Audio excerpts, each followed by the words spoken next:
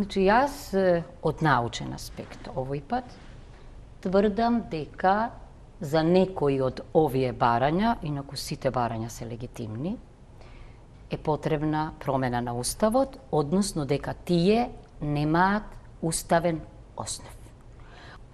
Службен јазик е и албанскиот јазик, меѓутоа не во капацитет и обем во кој што во првиот став е кажано македонскиот јазик.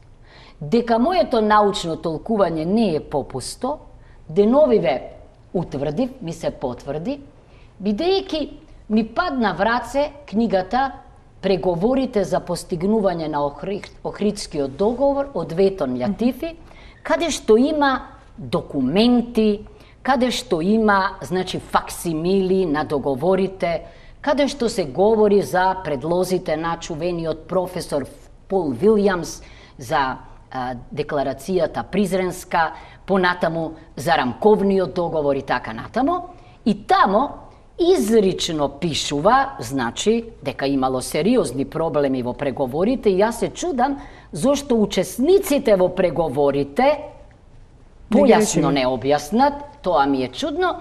Значи, овде се вели дека после реакциите на предлозите на албанските партиципиенти кои што барале, албанското барање беше албанскиот јазик да има пун капацитет на втор официјален јазик во Македонија во сите институции.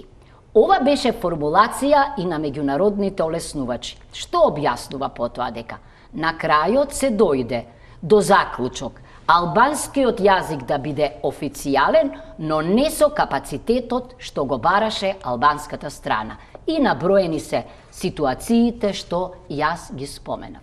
Значи, јас не велам дека е тоа невозможно барање. Јас само велам дека во сегашната уставна и рамковна рамка нема правен основ за ова.